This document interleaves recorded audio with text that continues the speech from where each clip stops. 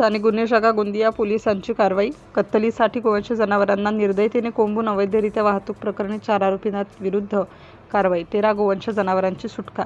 Maharashtra police अधीक्षक गोंदिया श्री गोरख भामरे यांच्या निर्देशाप्रमाणे व पोलीस निरीक्षक श्री पुरुषोत्तम अहेरकर, स्थानिक गुन्हे शाखा गोंदिया यांच्या मार्गदर्शनात स्थानिक गुन्हे शाखा गोंदिया येथील पोलीस पथक जिल्हा हद्दीत अवैध धंद्यांवर धाड करणे कामी पेट्रोलिंग करीत असताना माहिती प्राप्त झाली की पोलीस स्टेशन सालेकसा हद्दीत पानगाव साखरेटोला शेतशिवारात काही इसम चारचाकी वाहनाने गोवंश कोंबून भरून क्रूरतेने बांधून कत्तलीसाठी घेऊन जाणार आहेत. मिळालेल्या खात्रीला गोपनीय माहितीच्या आधारे पोलीस स्टेशन सालेकसा हद्दीत पानगाव येथील नहराच्या बाजूला असलेल्या शेतशिवारात स्थानिक गुन्हे शाखेचे पोलीस पथकाने धाड टाकून त्या ठिकाणी 2 इसम एका पांढऱ्या रंगाचे बोलेरो चारचाकी वाहनमध्ये 6 गोवंशीय जनावरे दाटीवाटीने कोंबून भरल्याचे आढळले.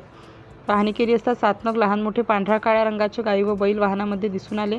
एकूण 13 गोवंश जनावरे, प्रत्येकी 10,000, एकूण 1,30,000 रुपये व एक बोलेरो पिकअप वाहन अंदाजे किंमत 8 लाख रुपये असा एकूण 9,30,000 रुपयांचा मुद्देमाल मिळून आल्याने सचिन सुरेश वंजारी वय 30 वर्ष राहणार लाखनी, हितेश गाभणे 30 वर्ष राहणार लाखनी, मारुती गाभणे राहणार सिल्ली, मोनू हरिणखेडे वय 30 वर्ष राहणार पानगाव यांच्या विरुद्ध पोलीस स्टेशन सालेकसा येथे अपराध क्रमांक 256/2026 प्राण्यांचा छळवणूक प्रतिबंधक अधिनियम कलम 11(1)(d) सह कलम महाराष्ट्र पशुसंवर्धन अधिनियम 5(9)(अ) अन्वये गुन्हा नोंद करण्यात आला.